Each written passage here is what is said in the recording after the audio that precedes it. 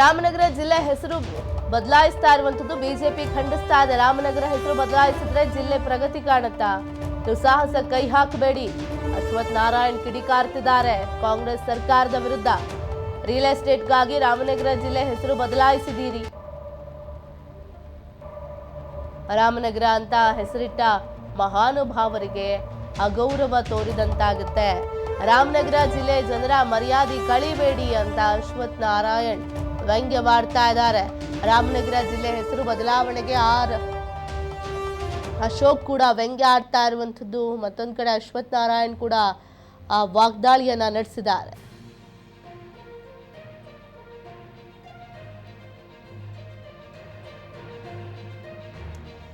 ರಾಮನಗರ ಜಿಲ್ಲೆಯನ್ನ ಹೆಸರು ಬದಲಾವಣೆ ಮಾಡಬೇಕು ಅನ್ನೋ ಪಟ್ಟು ಮತ್ತೊಂದು ಕಡೆ ಕುಮಾರಸ್ವಾಮಿ ಅವರ ತೀವ್ರವಾದ ವಿರೋಧ ಇದೆ ಇದಕ್ಕೆ.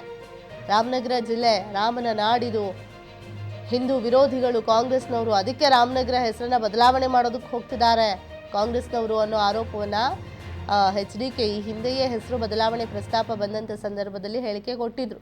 ಹಿಂದೂ ವಿರೋಧಿಗಳು ಹೀಗಾಗಿ ರಾಮನ ಹೆಸರಲ್ಲಿರುವಂತಹ ರಾಮನಗರ ಜಿಲ್ಲೆಯ ಹೆಸರನ್ನ ಮರುನಾಮಕರಣ ಮಾಡೋದಕ್ಕೆ ಹೊರಟಿದ್ದಾರೆ ಅನ್ನೋ ಆರೋಪ ಮಾಡಿದ್ರು. ಈಗಲೂ ಕೂಡ ಪಟ್ಟು ಹಿಡಿದಿದ್ದಾರೆ HDK. ಅದು ಹೇಗೆ ಬದಲಾವಣೆ ಮಾಡ್ತೀರಾ ನಾವು ನೋಡ್ತೀವಿ ಅಂತ. ಮತ್ತೊಂದು ಕಡೆ ಆಕ್ರೋಶ ವ್ಯಕ್ತಪಡಿಸ್ತಾ ಇರುವಂಥದ್ದು ಬಿಜೆಪಿ. ದುಸ್ಸಾಹಸ ಕೈ ಹಾಕಬೇಡಿ ಅಂತ ಅಶ್ವಥ್ ನಾರಾಯಣ್ ಹೇಳ್ತಾ ಇದ್ದಾರೆ. ಅಶೋಕ್ ಕೂಡ ಅಸಮಾಧಾನವನ್ನ ವ್ಯಕ್ತಪಡಿಸಿರುವಂಥದ್ದು.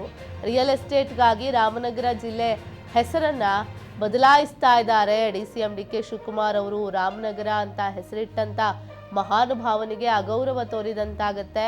ರಾಮನಗರ ಜಿಲ್ಲೆ ಆ ಜನರ ಮರ್ಯಾದೆಯನ್ನ ಕಳಿಬೇಡಿ ಅಂತ ವಾಗ್ದಾಳಿ ನಡೆಸಿರುವಂಥದ್ದು ಅಶೋಕ್ ಹಾಗೂ ಅಶ್ವಥ್ ನಾರಾಯಣ್ ಅವರು.